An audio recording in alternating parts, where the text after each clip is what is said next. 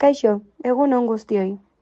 Eskerrik asko guztioi, Anaitasunak akute xake taldeak antolatzen duen 30. Azkoitiko San Andres txapelketa honetara. Txapelketa honek denboran dirau, Azkoitiko udal eta Anaitasunak akute xake taldeko bazkideen gogo eta lanari esker. Baita beste babesle batzuei esker ere. Eta nola ez, zuei esker. Urteak joan ahala, behin eta berriz etortzen zaretenei. Hau posible egiten duzuelako. Decía que ante todo buenos días a todos. Gracias a todos por acudir un año más a este torneo que organiza el Club de Ajedrez Anaitasunak akute en esta, su 30ª edición. Este torneo se mantiene en el tiempo gracias al inestimable apoyo del Ayuntamiento de Azkoitia y a la persistencia de los socios del club. También, como no, al apoyo de los diferentes patrocinadores. Sin olvidar daros las gracias a vosotros, que acudís año tras año y hacéis que esto sea posible. Talde, erakunde eta lantegi ugaretan jo dugu atea, ekitaldi hau aurrera atera ahal izateko.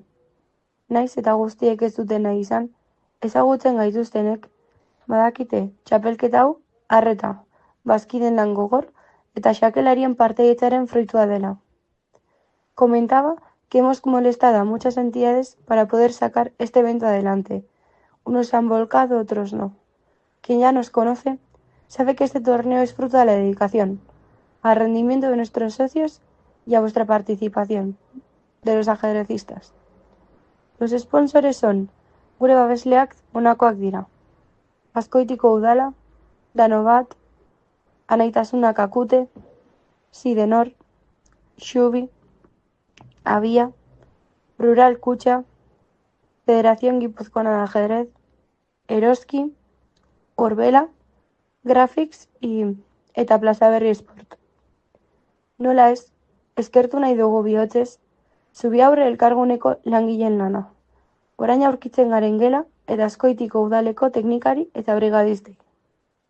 Por último, no queremos dejar sin agradecer el enorme trabajo de los operarios de Zubiaurre elkargunea, por la sala en la que nos encontramos, a la brigada y a los técnicos del ayuntamiento. Besterik gabe, sin más, el director del torneo, todos lo conocéis. Txapelketaren zuzendariarekin uzten zaituztet. Denok ezagutzen duzue. José Luis Fernández, txelo. Txalo bero bat, un aplauso.